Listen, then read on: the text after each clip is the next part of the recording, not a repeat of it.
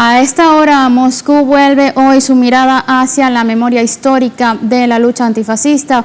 En la Plaza Roja inicia el desfile conmemorativo por el 81 aniversario de la victoria en la Gran Guerra Patria, fecha que recuerda la derrota de la Alemania nazi por parte de la Unión Soviética en 1945, una gesta histórica que cambió el curso del siglo XX, un evento que para Moscú simboliza el sacrificio supremo sustentado en los más de 27 millones de ciudadanos soviéticos que perdieron la vida en la Gran Guerra Patria.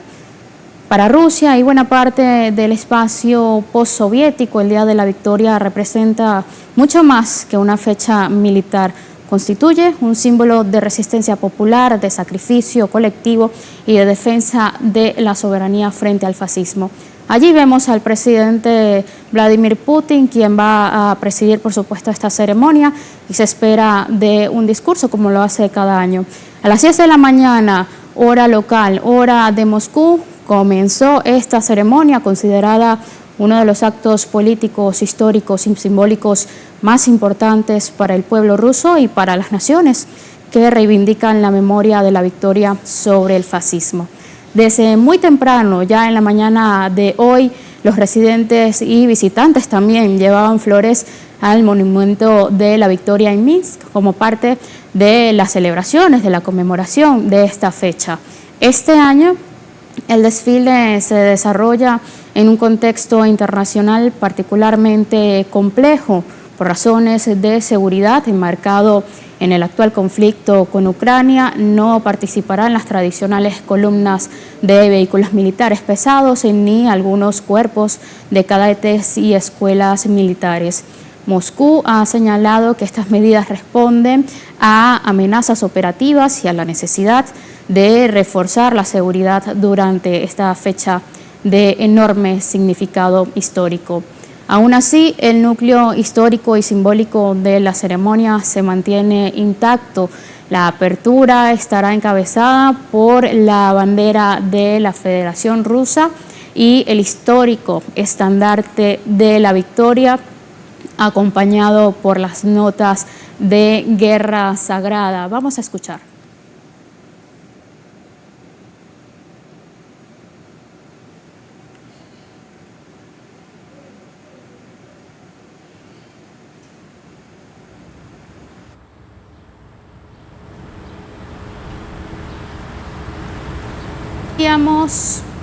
Inician estas conmemoraciones, vamos a escuchar Guerra Sagrada, el himno emblemático de la resistencia soviética durante la Segunda Guerra Mundial. Como parte de estas conmemoraciones, encabeza la ceremonia el presidente Vladimir Putin junto a líderes y delegaciones extranjeras invitadas a esta conmemoración. Entre los asistentes figuran el presidente de Belarus, Alexander Lukashenko, el mandatario de Laos, Thongloun Sisoulith, el rey de Malasia, también el sultán Ibrahim Iskandar, así como el primer ministro de Eslovaquia, Robert Fico, además de representantes de Abjasia, Osetia del Sur y otras naciones. En la Plaza Roja se guardará un minuto de silencio en homenaje a los millones de soldados y civiles que entregaron sus vidas en la derrota del nazismo. Las columnas de infantería iniciarán entonces su recorrido tradicional desde la Plaza Manejnaya, atravesando la Plaza Roja hasta llegar a las inmediaciones de la Catedral de San Basilio. Participan unidades de distintas ramas de las Fuerzas Armadas rusas, academias militares y efectivos vinculados a las actuales operaciones militares. Escuchemos.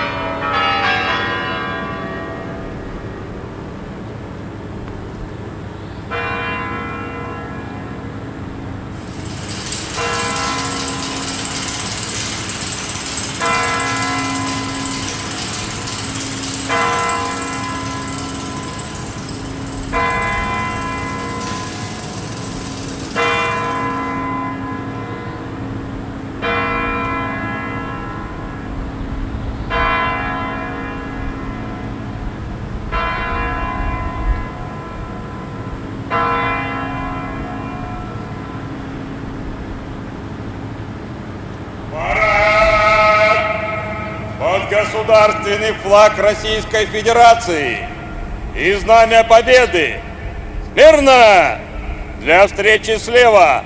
Накра! Пол!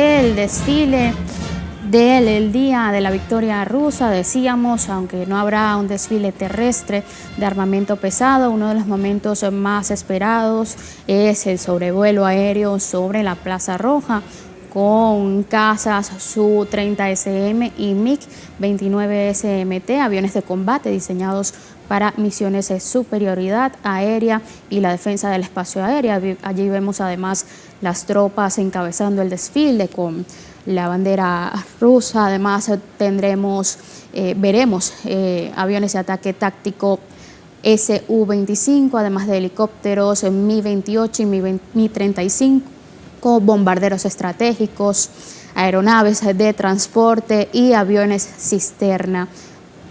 Es parte de lo que vamos a ver durante este desfile.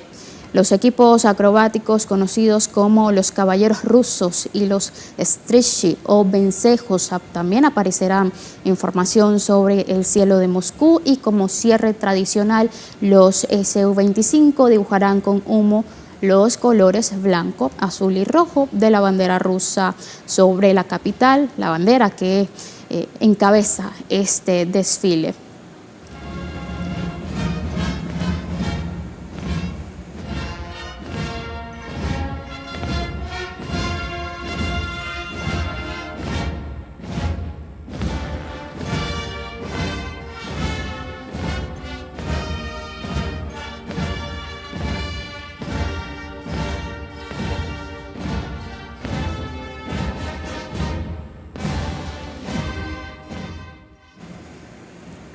Para acompañarnos durante esta transmisión, durante esta jornada, tenemos como invitada a Fabrizio Casari, analista político, periodista, director de Altre Notizie desde Roma, Italia. Bienvenido, Fabrizio. Gracias, buenos días. ¿Qué tal? ¿Cómo estás? Fabrizio, para comenzar de una vez, ¿por qué el Día de la Victoria sigue siendo hoy uno de los principales símbolos de identidad, de resistencia y de memoria histórica para el pueblo ruso? En primer lugar, porque ha sido el símbolo icónico del 900, del siglo 900, porque ha sido la victoria del bien contra el mal. Es decir, que si hoy podemos estar aquí conversando usted y yo, o la gente puede salir a leer empresas, a leer, digamos, lo que fue la historia de ese conflicto, es precisamente porque aquel entonces Unión Soviética derrumbó por completo al régimen nazista. El hecho que la manipulación histórica procedente de la hollywoodización de las noticias y de la historia diga que Europa fue liderada por los Estados Unidos, ese es un cuento de hadas. Europa fue liberada por la Unión Soviética, que resistió en Stalingrado y, pagando un precio espantosamente grande de vida humana, 27 millones de personas, rechazó. Primero hizo que se rindiera Don Paulus, el jefe de la más grande armada de la historia, que se había concentrado para atacar precisamente a la Unión Soviética. Resistió al cerco, rompió el cerco y comenzó la contraofensiva que lo llevó a tomar Berlín y a la caída del régimen nazista. En el mismo tiempo, en Italia los partisanos liberaban las mayores ciudades italianas y después entraron también los gringos desembarcando por Sicilia y desembarcando por Normandía. La tanalla fue que la Unión Soviética abrió el corredor con toda Europa del Este, abrió los campos malditos de exterminio y llegó a Berlín. Y aquella bandera roja en el punto más alto del Reichstag fue realmente, según mi criterio, el símbolo más icónico de todo el 900, lo que han llamado el siglo breve. Fabricio, conociendo la historia y mientras vemos pasar los estándares históricos, ¿por qué Occidente intenta en desdibujar el papel de la Unión Soviética en la derrota del nazismo y qué peso tiene esto en la memoria hoy, en la cohesión de la actual Rusia? Bueno, en primer lugar, por, digamos, dos motivos fundamentalmente, uno táctico y otro cultural. El motivo táctico es que la intención de Occidente es ahora limitar lo más posible la capacidad de construcción de esa nueva Rusia y de un papel suyo de influencia internacional, porque la Rusia sigue siendo, aunque no se llame ya Unión Soviética, el enemigo principal de Occidente. ¿Por qué? Porque tiene recursos, tierras y todo lo que Occidente anhela y que no tiene. En segundo lugar, porque sigue siendo un poderío militar enorme con que tampoco Occidente puede. Es decir, en estas dos lecturas, Occidente sigue viendo a Rusia no como un aliado, no como un posible interlocutor y partner confiable, como debería ser por una construcción de una grande Euroasia, sino que es un enemigo a combatirlo con la ampliación de la OTAN hacia el oeste, pidiendo a Ucrania que se sacrifique en una guerra proxy para estresar el sistema de defensa ruso, y por otros carteles de mafiosos que siguen echando sanciones y sanciones y sanciones. Europa ha hecho casi 20 paquetes de sanciones sin que ni uno haya funcionado. Esto es por lo táctico, es decir, la guerra contra la Rusia de Putin. Por lo estratégico, el hecho que Occidente no reconozca la victoria y la contribución determinante, la victoria de la Unión Soviética contra el nazismo, se debe a un banal hechito histórico. El nazifascismo son producto de la historia del capitalismo europeo y mundial. La Unión Soviética es todo el contrario. Y esa memoria no se va. Tú puedes quitar las cáscaras y debajo en Europa sale igualmente la herida del nazifascismo.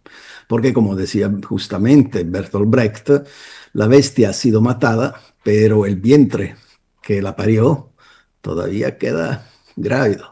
Entonces, lo que se quiere hacer es tratar de reescribir la historia. Por ejemplo, te voy a decir, yo estoy en Europa. Aquí nunca se habla de los 30 millones de muertos chinos en la guerra contra el imperio japonés. Y sin embargo lo hubo, porque se ha tratado de limpiar completamente la imagen de Japón, porque Japón fue el principal aliado del eje Roma-Berlín. Y tampoco se ha contado lo que hicieron la mayoría de los países que hoy son la punta de lanza de la OTAN en Europa. Estoy hablando de los países bálticos, Estonia, Letonia, Lituania. Estoy hablando de Ucrania, precisamente. Estoy hablando de otros países que dentro de Europa fungieron como aliados principales. Me imagino Croacia, por ejemplo, aliados principales de lo que fue el nazifascismo. Lo Ustaša de Ante Pavelić, croato, así como los hombres de bandera en Ucrania, así como los batallones de SS lituano, fueron la punta de lanza, hicieron lo que se dijo en Norimberga, lo que ni la SS alemana tenían estómago de hacer. Esto es lo que hicieron, fueron los cazadores de partisanos, así como la República Social Italiana, unos que se llamaban republiquinos, en realidad fueron una manada de asesinos, violadores, y que nada más trataron de ejercer el máximo daño posible a la población civil y a las organizaciones partisanas, con tal que cuando se dice que las cámaras, digamos, los campos de concentración fueron nazis, no, fueron fascistas también en el norte, de la risiera de San Saba y otros. Así cuando se distorsiona completamente la verdad sobre lo que se han llamado le foibe con la antigua Yugoslavia. Es decir, dentro del nazifascismo. El nazifascismo nace como respuesta a una crisis del sistema capitalístico profundo que se va mudando de piel completamente y tiene pero la gran amenaza, así como la llamaron ellos, que es la revolución bolchevica del 17. Cuando se habla de nazismo y de fascismo, nunca hay que olvidar que tanto Alemania sí se hizo nazista, pero Inglaterra, así como sobre todo Estados Unidos, han financiado y han sostenido políticamente la subida al poder de Adolf Hitler. Financieramente y políticamente. El mismo Churchill era un gran admirador de Hitler, hasta que Hitler no decidió en su locura de pensar de comerse también Inglaterra y Francia. Tuvo muchísima simpatía en los corredores europeos. ¿Por qué? Porque la raíz era esa, el capitalismo europeo. Y Hitler es la versión más asquerosa de la manifestación de la historia del capitalismo europeo. No viene de otro lado. Rusia no. La Unión Soviética antes, y también en alguna manera Rusia hoy, es la herencia de la tradición de la revolución bolchevica. Son dos bandos completamente opuestos. Y afortunadamente, hace 80 y pico años ganó la revolución bolchevica, aunque después el resultado final haya sido la presencia maciza y constante de los Estados Unidos en Europa hasta que se volvió una colonia norteamericana. Lamentablemente hoy estamos frente a una situación que podría darse otra tragedia. Fabricio, te invito a mantenerte con nosotros. Vamos a ver parte del desfile un momento.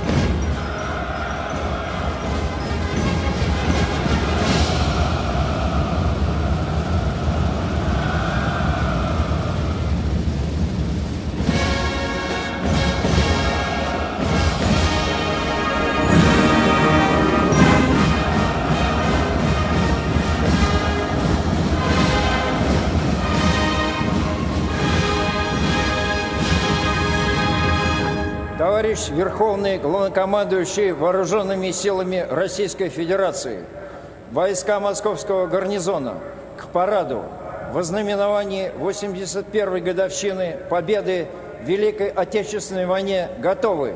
Министр обороны Российской Федерации Белоусов. Вольно!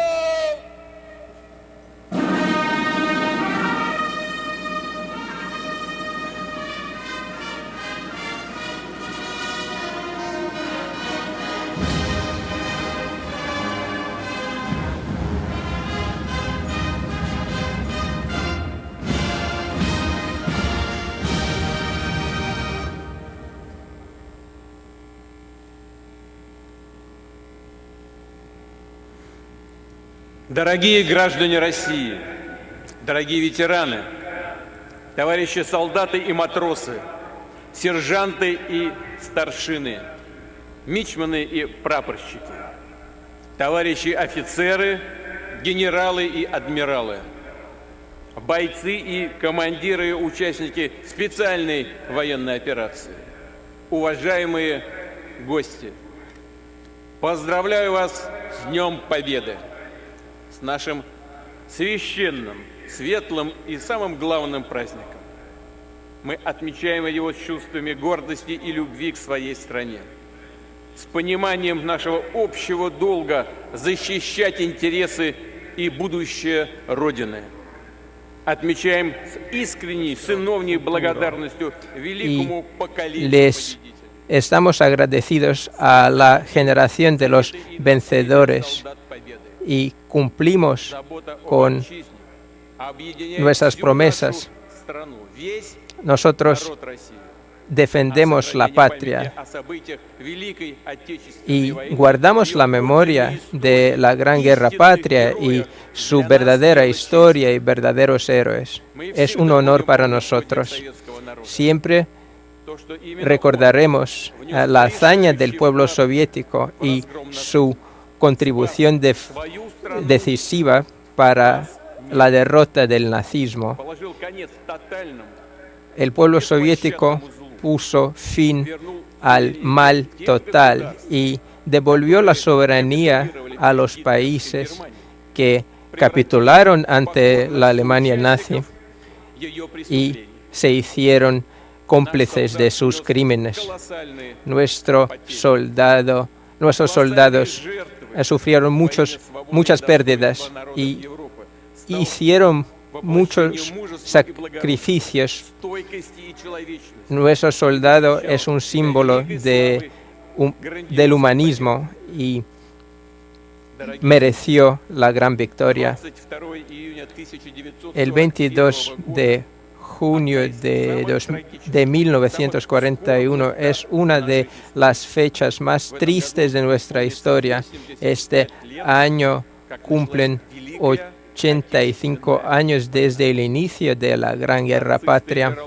Los nazis atacaron a la Unión Soviética y querían hacerse con sus grandes recursos y querían también destruir la cultura de la Unión Soviética y también planeaban un genocidio de todo el pueblo soviético, de todas las etnias y naciones de la Unión Soviética.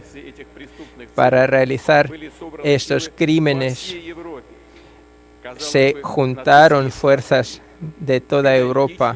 Las estrategias nazis tenían en cuenta casi todo, menos una cosa: el carácter ruso y la voluntad del pueblo soviético. La fuerza de la voluntad, estas características se manifiestan en tiempos duros para la patria. Nuestro pueblo se hizo una muralla ante el paso del enemigo y demostró que fue unido el pueblo. Recordamos lo que hicieron los soldados, marinos, oficiales, los vigilantes, los partisanos, todo que se pasaba en la retaguardia. El frente y la retaguardia eran uno. El pueblo estaba encima del enemigo y su fe también era de importancia. La victoria fue merecida. Y todo esto hoy en día vive en las historias familiares, en los corazones de nosotros, los nietos y bisnietos.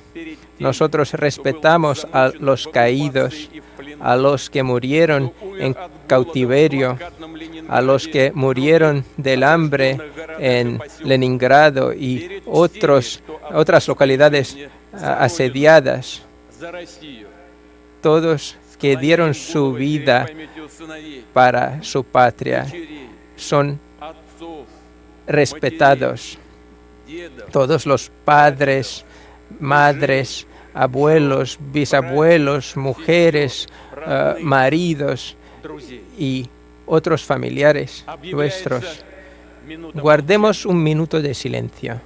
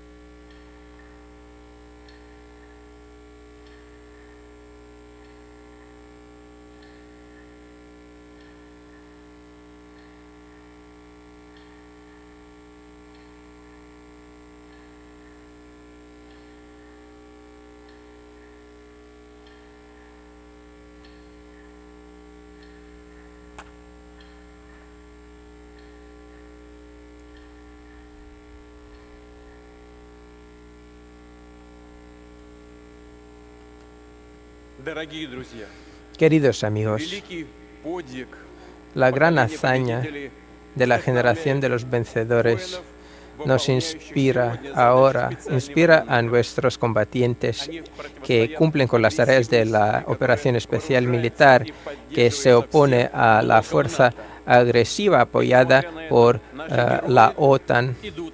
Sin embargo, nuestros héroes avanzan. Cerca de los militares rusos están los ingenieros, los científicos,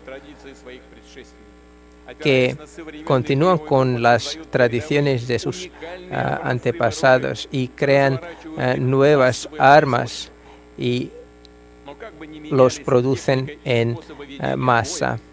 Sin embargo, no importa cómo cambia la guerra, lo que permanece es que el destino del país se decide por la gente, por los que trabajan en las empresas, por los doctores, los profesores, los voluntarios, los patrocinadores.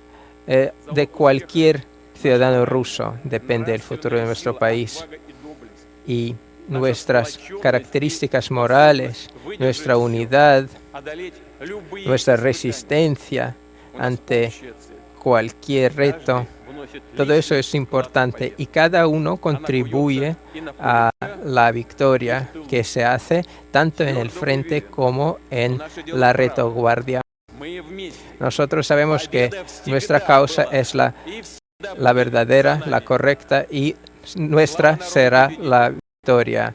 Gloria al pueblo vencedor, gloria a los veteranos, a las Fuerzas Armadas de Rusia. Les felicito por el día de la victoria. ¡Hurra!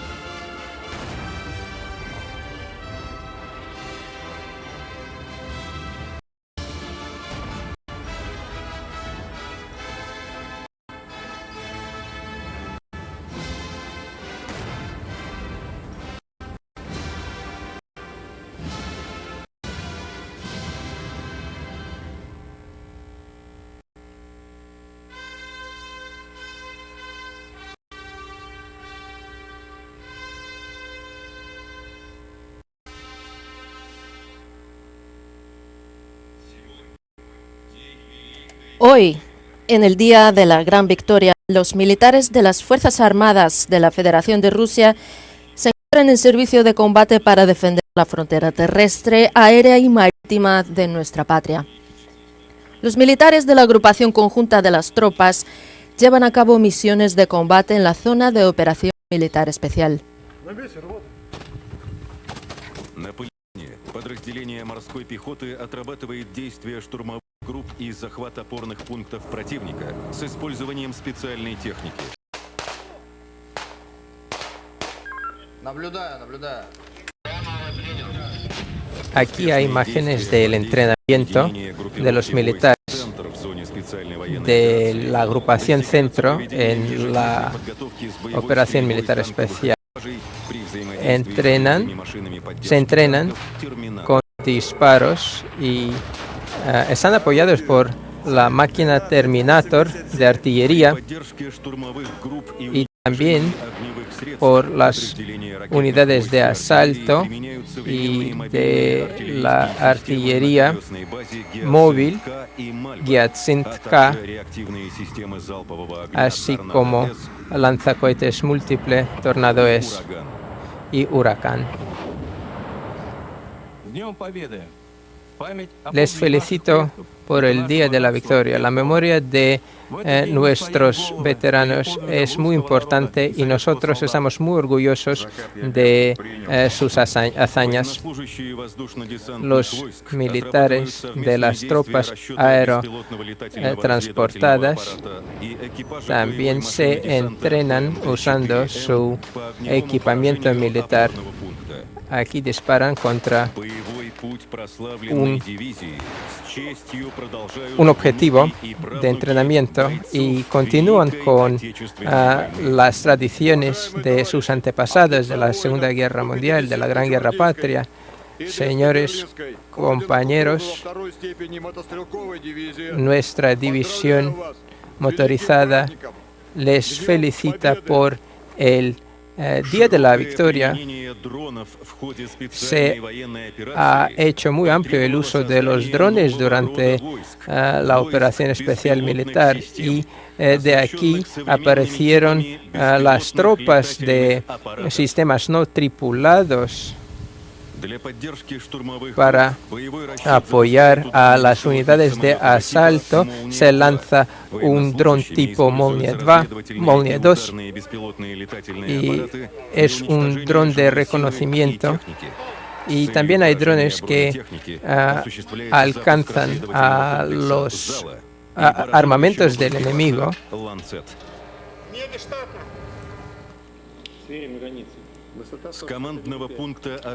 Desde el punto de mando de la agrupación de las tropas unida se dirige lo que está pasando en el campo de batalla para el reconocimiento del territorio ocupado por el enemigo. Se usa el dron tipo Inahoyets.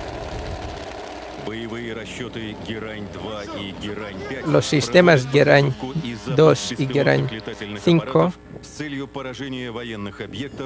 se utilizan para alcanzar los objetivos militares que se encuentran en la retaguardia del enemigo.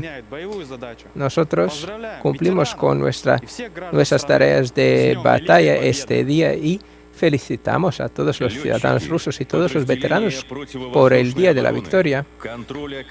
Los pilotos de las Fuerzas Armadas rusas también están defendiendo nuestra patria en este día. Se utilizan los sistemas de aviación Kinzhal que tienen misiles pertinentes que son capaces de alcanzar cualquier objetivo.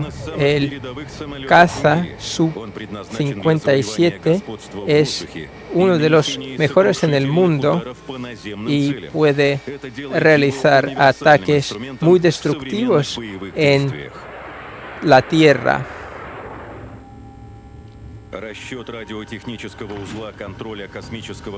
Las fuerzas espaciales también buscan objetivos militares. Atención. Este sistema de láser Peresviet es muy avanzado y puede destruir satélites y misiles de crucero. Este sistema de misiles Prometei puede interceptar misiles balísticos y objetivos aerodinámicos. La estación Voronezh-DM cada día controla el espacio aéreo. Este sistema de lanzamisiles Viches puede alcanzar diferentes objetivos militares En nombre de mi división, les felicito por el Día de la Victoria. La Armada rusa también defiende las fronteras marítimas de Rusia y hace presencia militar de Rusia en el océano. Este buque, Gorshkov, es un tipo de buque multifuncional que puede atacar objetivos tanto en el mar como en la tierra a gran distancia. El submarino, propulsado por la fuerza atómica, es importante para tareas a larga distancia y a corta distancia en el mar. La Federación de Rusia tiene todo lo necesario para la disuasión nuclear y así asegura la seguridad de Rusia y puede hacer un ataque de represalia. Las fuerzas estratégicas rusas cuentan con este sistema JARS muy importante que está desplegado en muchas partes del país. El sistema hipersónico Avangard es único y no lo pueden alcanzar sistemas modernos de defensa antiaérea. Este avión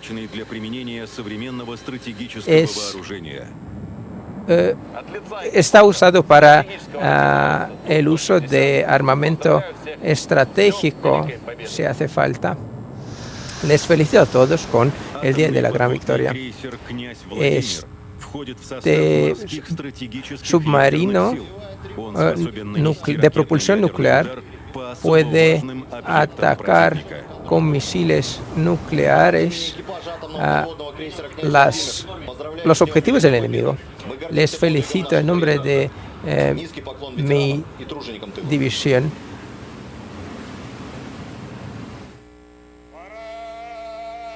Formaciones firmes. Atención. Prepárense para la marcha solemne.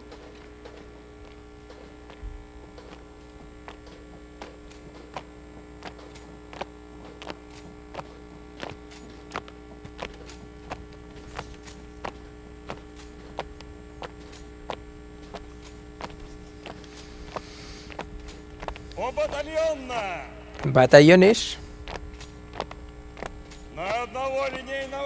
Atención a los banderines.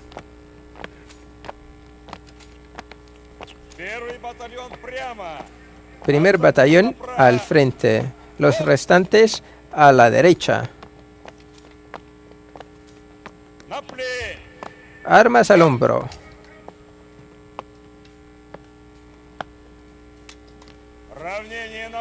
Vista a la derecha. Marchen.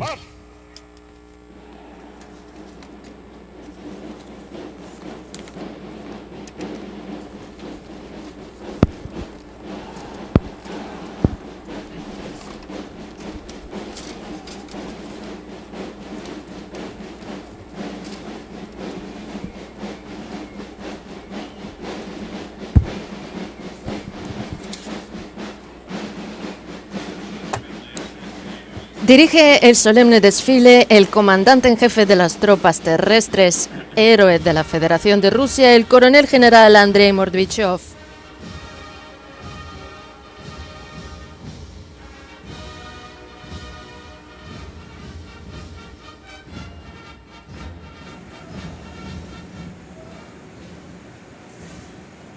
Bien, imágenes del desfile conmemorativo por el 81 aniversario de la victoria en la Gran Guerra Patria.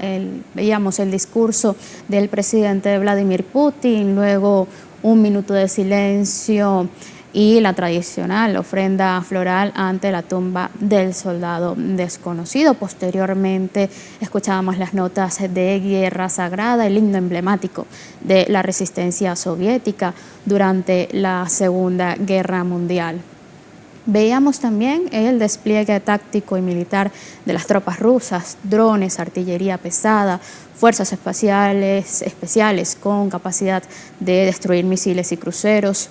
Decía el presidente Putin en su discurso, la Unión Soviética salvó al mundo de la Alemania nazi, un discurso conmemorativo que recuerda la gran hazaña del Ejército Rojo, que asegura hoy inspira a quienes luchan en el territorio contra la avanzada de la OTAN, y recordaba también a los mártires. Nuestra causa es la correcta y nuestra la victoria, afirmaba el presidente Putin. Vamos a sumar nuevamente para el análisis a nuestro invitado Fabricio Casari. Fabricio, ¿estás allí? Sí, aquí estoy. Fabricio, tu lectura sobre el discurso del presidente Putin. Es un discurso que no merece otra cosa más que aplausos, porque realmente es exactamente lo que pasó. Si hoy Europa existe y habla su idioma, vive su vida, es porque ganaron los soviéticos. Si hubieran ganado los nazis, hoy estaríamos todos en una gran prisión hablando alemán por toda Europa, primero. En segundo lugar, la hazaña a que se refiere el presidente Putin es realmente espantosamente grande. Creo que sea desde el punto de vista histórico, digamos así, desde el punto de vista de la lectura militar, la más grande epopea que se ha dado a lo largo de muchos siglos.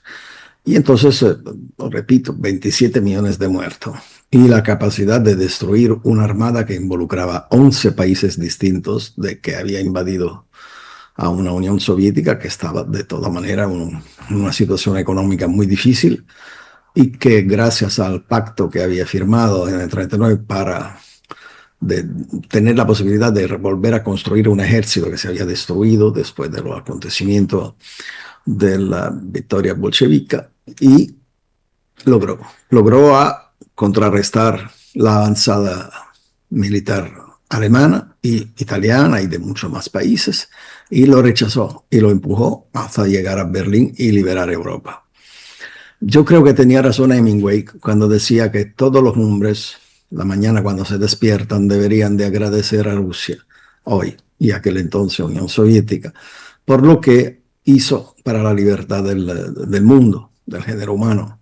Y que este precio no se lo reconozca hoy es un episodio por parte de la élite política europea. Es un episodio cobarde y vergonzoso, una intentona de reescribir a propio cómodo la historia, y la falta de reconocimiento de lo que pagó Unión Soviética para la libertad de todos nosotros es igual a la nostalgia que parece en algunos sectores de los países europeos que da por lo que fue la página más vergonzosa de la historia de la humanidad, es decir, el nazifascismo. Fabricio, en definitiva Rusia diciéndole al mundo: no somos el enemigo que han inventado, sino una potencia que no pueden borrar. En definitiva, diciéndole, deberían decirnos gracias en vez de atacarnos. Sí, no somos el enemigo, somos un país que busca tener las mejores relaciones posibles con con los países cercanos y también con los países que están lejos. Pero sí somos un país con una historia y un tamaño y una cantidad de recursos y de posibilidades que tampoco puede ser considerado un paisito cualquiera, puesto ahí o a lo sumo una potencia regional. No, tenemos capacidad de influencia global, tenemos capacidad de buscar paz y tenemos capacidad de buscar un papel internacional de gobernanza junto al sur global, porque de esto se trata. Entonces, si se quiere, para contrarrestar el desarrollo económico, tecnológico y científico de Rusia, para reducir su influencia global, se quiere hacer de Rusia el malo de la película, así como está pasando desde el 2022. Se le quieren echar guerra encima, o como Europa, que dice que se está preparando militarmente, lo dice abiertamente, descaradamente en sus ministros, como Pistorius, el ministro de Defensa alemán, que dice que estamos preparando la guerra contra Rusia. Rusia no tiene ninguna intención de atacar, así como no tenía intención y no atacó en el 1939 ni en el 1941. Perdón, fue atacada. Lo que posiblemente está diciendo Putin es que Rusia está en la mejor disposición tener una relación perfecta con cualquiera, se siente sin prejuicio a hablar con ella y a buscar entendimientos posibles. Y sí, también dice, recordando lo que fue, que Rusia no va a pasar lo que pasó en la Unión Soviética. O sea, no va a estar con los brazos cruzados esperando que el ciclo expansionístico de Alemania se vuelva otra vez como enemigo principal de la libertad y de la soberanía de Rusia. Porque aquí está la diferencia. Para Rusia, su libertad es vital, es una cuestión de sobrevivencia. Y por eso no va a claudicar frente a esto. Si Europa, lo mismo Estados Unidos, entenderán que con Rusia hay que encontrar un acuerdo global, mucha parte de los problemas que hoy se encuentran van a desaparecer. Si se piensa de atacarla y ponerla con la espada en la pared y quizás un día volver a hacer la guerra, yo creo que Rusia no le va a dar tiempo ni de comenzar esa guerra antes de acabar. Fabricio, siguiendo esa idea y también retomando esto que mencionaba sobre el motivo táctico de la OTAN, de Occidente, si el objetivo es combatir a Rusia como enemigo, ¿crees que Occidente ha caído en su propia trampa al subestimar la capacidad de resistencia económica de Rusia? Precisamente. La crisis económica tiene que ver con el Occidente. Rusia es uno de los pocos países al mundo, que China, que tiene crecimientos económicos, a pesar de tener encima 25.000 sanciones de varios tipos.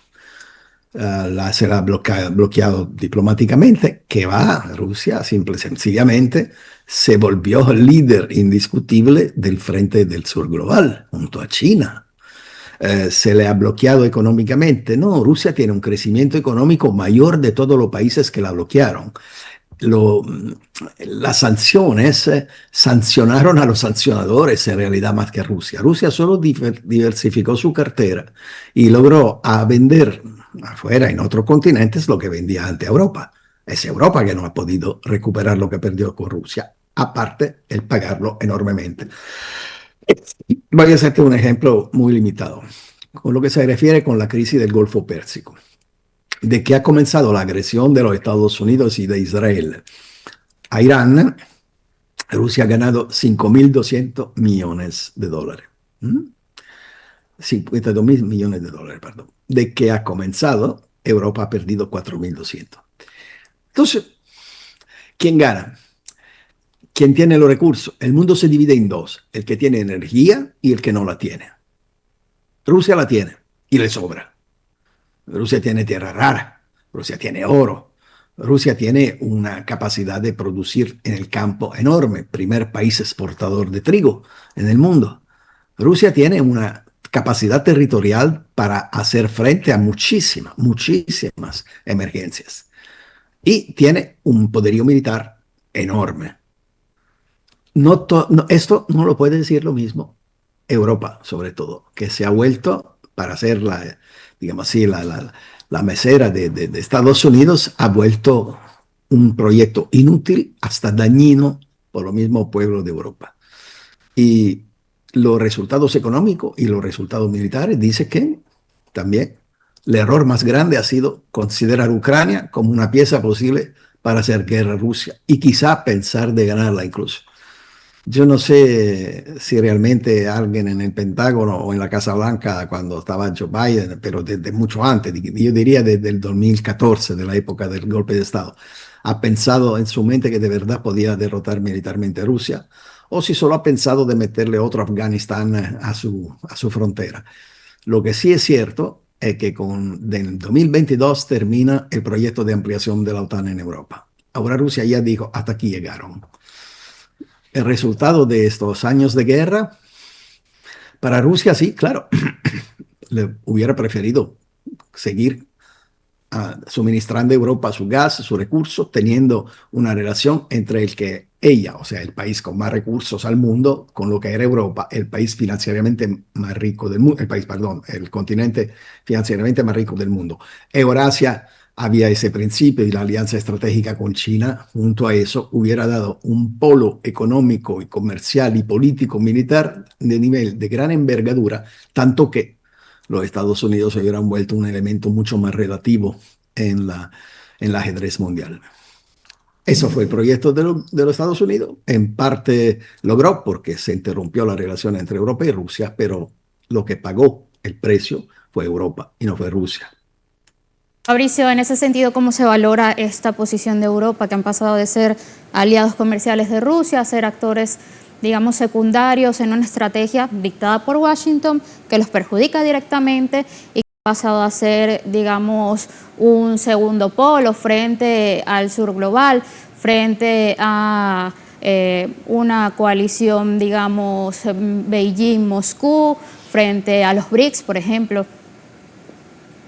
Europa decidió de suicidar su proyecto. O sea, ha sido un suicidio económico, ha sido una muestra de inutilidad política y ha sido, sobre todo, el fin de su antigua historia diplomática.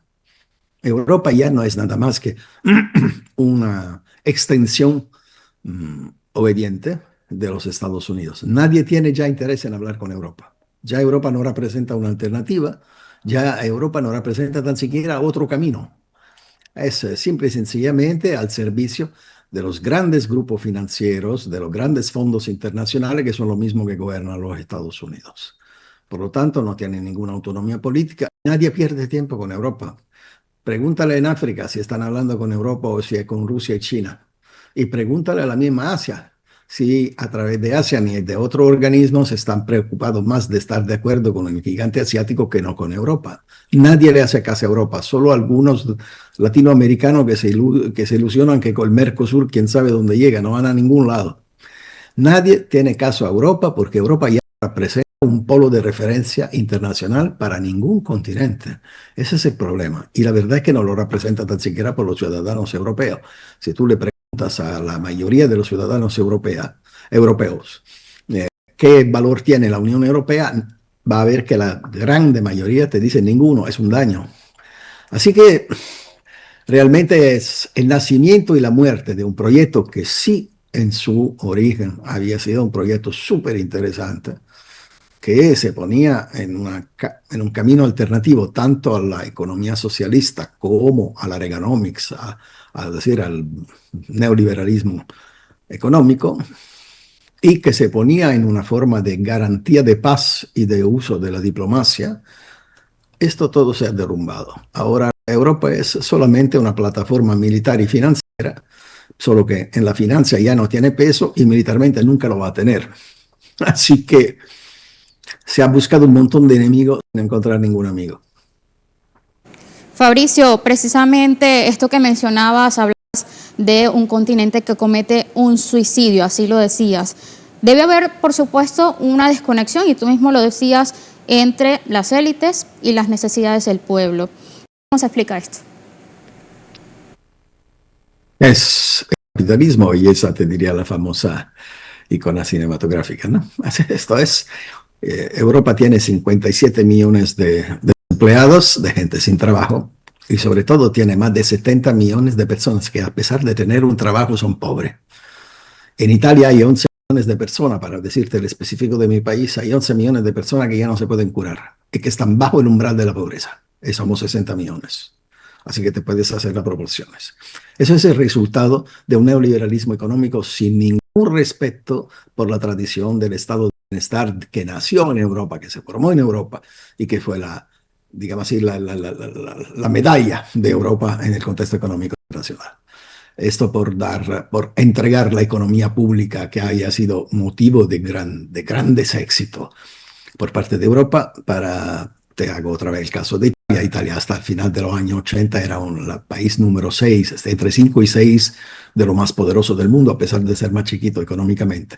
¿Qué se hizo para reforzar el capitalismo familiar o de algunos grupos internacionales? Se vendieron, casi regalaron toda la gran empresa pública que producían muchísima riqueza.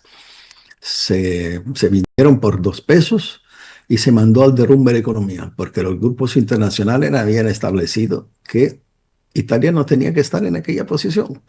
¿Y por qué? Lo mismo le pasó después con la energía. Se atacó Libia porque era el principal productor y distribuidor de petróleo de Italia. Se atacó Siria, se atacó... Es decir, hubo un dibujo internacional de neoliberalismo, de concentración en 2, 3 polos económicos internacionales, Estados Unidos, Alemania y Inglaterra, y que tenía que excluir a los demás.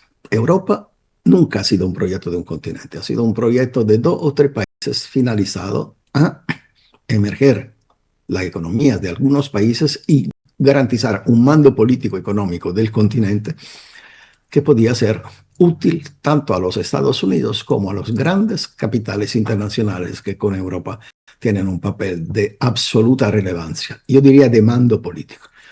La idea que en Europa manden la élite política es un error. En Europa manda la élite económica internacional, la élite financiera internacional. Los políticos son nada más lo que sirve en la mesa. El problema es que en esa mesa los pueblos son el menú. Fabricio, hablamos entonces de una pérdida total de la soberanía de la Unión Europea. Nunca la hubo. La Unión Europea no es un Estado. Y no es tan siquiera una confederación de Estados. No es tan siquiera una federación de Estados. No es nada.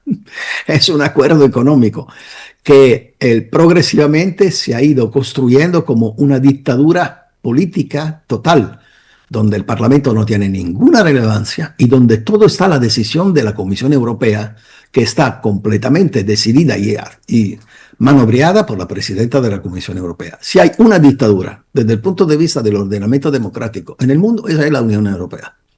No tiene ningún rasgo de democracia. Permíteme interrumpirte un momento, vamos con imágenes de desfile.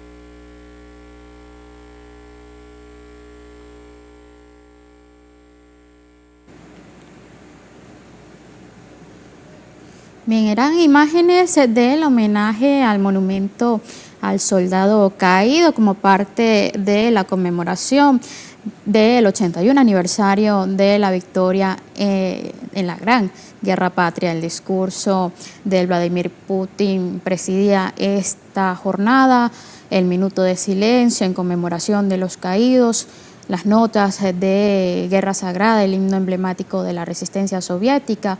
Posterior al desfile veíamos el despliegue táctico y militar de las tropas rusas.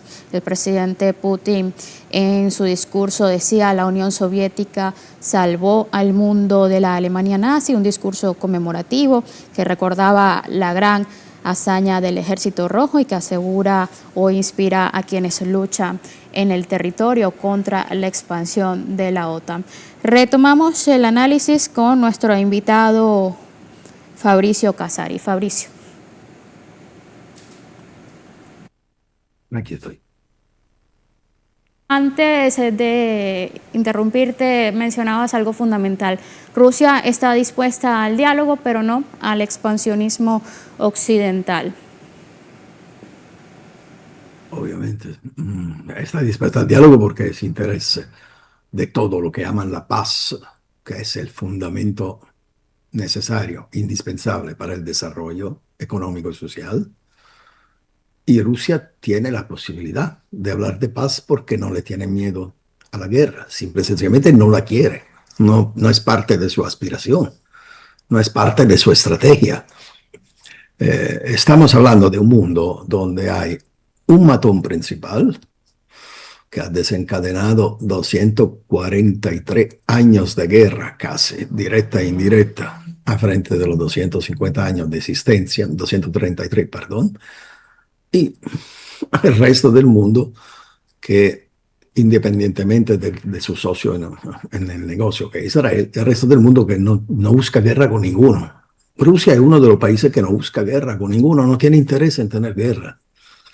Rusia lo que tiene interés es tener paz, cooperación económica. ¿Por qué? Porque quiere crecer económicamente, tecnológicamente, socialmente. Así que no tiene ningún motivo por hacer la guerra. La guerra es el peor enemigo del crecimiento económico, pero sin embargo sigue siendo el mejor amigo del modelo del complejo militar industrial norteamericano. Ahí está el problema. Hay un modelo que para vivir necesita guerra y hay otro modelo como el de Rusia, como el de China, como otros países que ven la guerra como la mayor amenaza al crecimiento. Por esto Rusia está interesada al diálogo y a la paz. Hay que ver si lo están el tío Sam y sus amigos. Parece que no. Fabricio, el presidente Putin durante su discurso había sido tajante. El presidente Putin decía: nuestra la victoria. Siendo analistas de la realidad, ¿son estas palabras la puerta cerrada a una negociación que no pase por sus intereses? ¿De cuál negociación estamos hablando? ¿De Ucrania? El conflicto con Ucrania. Rusia, desde el primer momento, se ha declarado disponible a una negociación. La negociación que se dieron inmediatamente 2 meses después del comienzo de la operación militar especial fueron acabadas por decisión de los Estados Unidos, materialmente construida la ruptura por parte de la decisión de Inglaterra. Así que Rusia sigue siendo disponible al confronto diplomático, a la solución político-diplomática del conflicto. Obviamente, cualquier discusión parte y comienza de la realidad del campo. No se puede obtener en la vía diplomática lo que no se pudo obtener en el campo militar. Así que la fotografía del existente en el terreno es la base para comenzar una discusión. De ahí, todos están convencidos. Nadie se levanta con las mismas aspiraciones con que se había sentado. Cualquier negociación implica que se deje algo en la mesa. Pero no puede ser que comience por una parte que sea completamente inventada y no por la realidad del terreno. Fabricio, de nuevo el presidente Donald Trump se había adjudicado el éxito del alto al fuego consumado este viernes. El presidente Donald Trump depende de quién está de turno en la agencia. Si hay el turno mañanero, dice una cosa, en la tarde dice otra y en la noche dice otra, que desmiente la de la mañana y de la tarde. La verdad es que Estados Unidos tiene que salirse de ese conflicto que ya perdió y no sabe cómo, sin perder la cara. No es suficiente que se levante el desquiciado diciendo, ya gané, yo gané, yo gané, yo gané eso, hasta incluso me voy a candidatar como presidente, porque yo no sé ya de cuántos países dijo que él puede ser el presidente porque es más amado que todo. Entonces hay una cosa que tiene que ver con el trastorno mental del sujeto, que es trastorno hasta cierto punto, es calculado, o hay quien lo utiliza muy bien, y otra cosa es la realidad del terreno ahí también.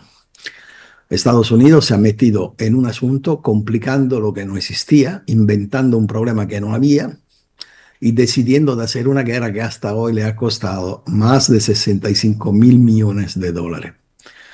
Y esto, mientras la situación económica y social del país va empeorando cada día, sobre todo la parte social. 41 millones de estadounidenses no tienen 3 tiempos de comida al día, para ser claro. No tienen asistencia de salud y muchas veces no tienen un techo. Un país completamente destruido desde el punto de vista del modelo, siendo el país con el número más alto de detenidos, de enfermos psiquiátricos, de hambrientos, de todo Occidente. No puede ser un modelo para nadie, un país así, que reúne el máximo nivel de desigualdad social posible.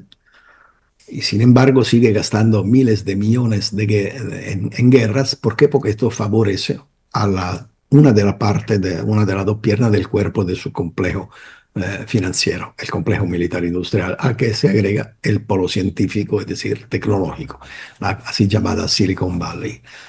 Estos dos responden a lo que lo reúna, que es el bloque financiero, dirigido por BlackRock, por Vanguard y por otros grupos, que llegan a poseer más o menos el 60% real de las empresas transnacionales que gobiernan el mundo.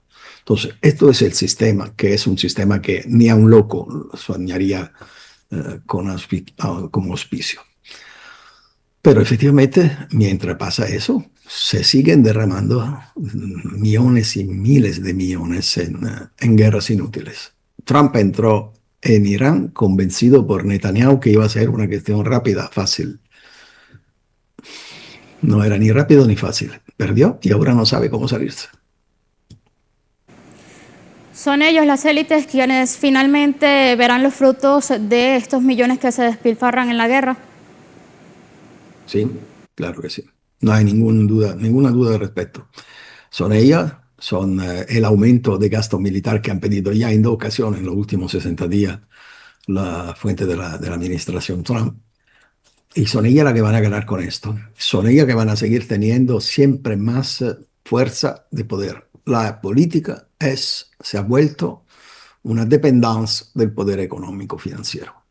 En la Casa Blanca tuve la imagen de Trump con esos 40 locos evangélicos que se inventan la cualquiera, pero lo que no ves es lo que verdaderamente manda. Larry Fink manda mucho más que Donald Trump en la política internacional de los Estados Unidos. Fabricio, retomando el tema, el canciller ruso Sergei Lavrov emitía una advertencia severa sobre una respuesta total ante cualquier intento de sabotaje por parte de Kiev o de sus aliados occidentales a propósito de estas conmemoraciones. ¿Tu valoración? Advirtió a Zelensky y su banda que si hubiesen pensado de provocar un ataque o disturbios o cualquier tipo de iniciativa militar contra el desfile, simple y sencillamente Rusia hubiera dado una respuesta donde Kiev hubiese sido arrastrada. Entonces esto, que es un discurso muy claro, con una énfasis mínima típica del lenguaje ruso, que es muy moderado, simple y sencillamente hizo entender a Zelensky que se hubieran podido pagar muy, muy cara los atrevimientos contra el desfile. Muy, muy cara. Parece que entendieron. Y en el contexto de este conflicto, aún en medio del alto al fuego y de la expansión de la OTAN, este desfile finalmente envía este mensaje de disuasión final, ¿o es realmente la reafirmación de que Rusia ya se asume en una guerra de larga duración? De disuasión final no, porque las motivaciones que empujan a Occidente a una guerra contra Rusia, que lo precede la guerra contra China, sigue igual. Es decir, la necesidad de sobrevivencia del imperio unipolar pasa a través de la derrota estratégica de los países que encabezan el sur global. Occidente no logra entender una comparticipación de la gobernanza mundial con el resto del mundo.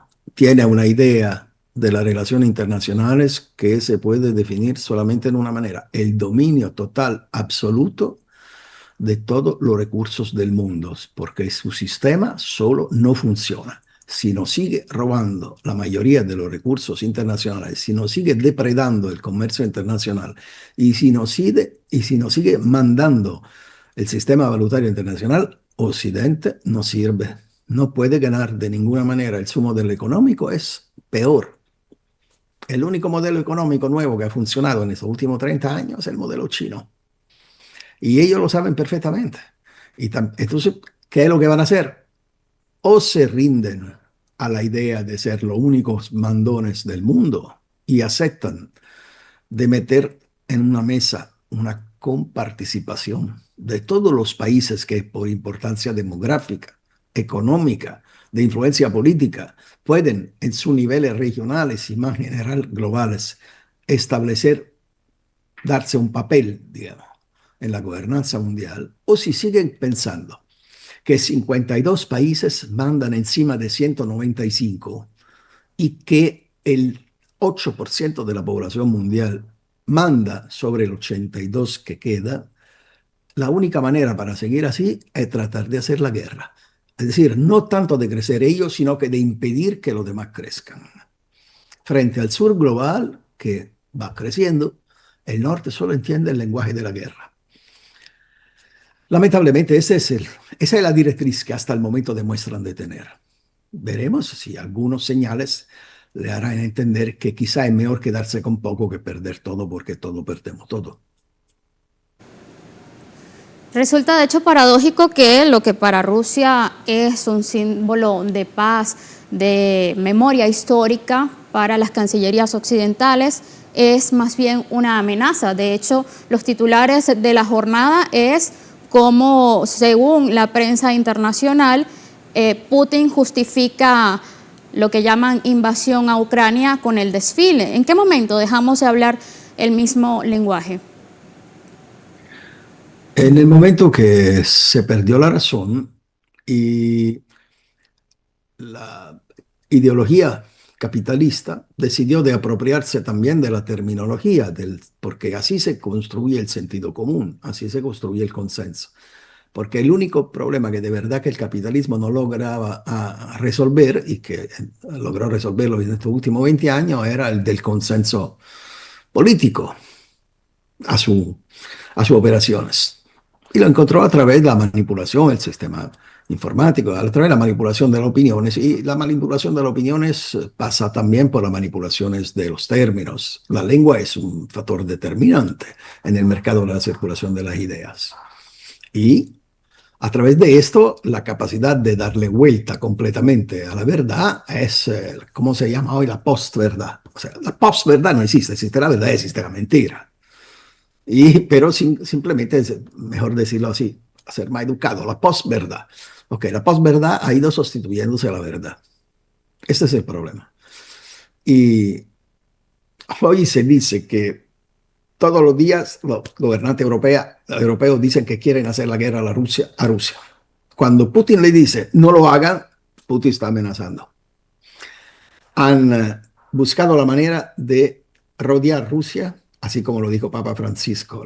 Se fueron a ladrar los perros a las puertas de Rusia con maniobras militares y sistemas de misiles listos para meter Ucrania en la OTAN y comenzar a acercar a Rusia. Lo hicieron a través de la intentona de golpe de Estado en Bielorrusia, en Kazajistán. Es decir, trataron de meter Rusia cercada, completamente cercada militarmente. Cuando Rusia le dijo, busquemos una mesa para hablar porque nosotros no lo vamos a poder aguantar, no nos van a obligar a una reacción, se hicieron la vista gorda y hasta hicieron ironía. Yo me acuerdo de la Casa Blanca ironizando sobre esto. Y a Rusia no le quedó otro remedio que intervenir. La cuestión no es si fue justo o no fue justo, fue inevitable. Fabricio, tengo que despedirte. Gracias por tu tiempo. Gracias a ustedes. Y por tu Un conocimiento. saludo. A ti. Gracias. Feliz día. A usted también gracias por acompañarnos en esta transmisión. Despedimos. Será hasta la próxima. Feliz día.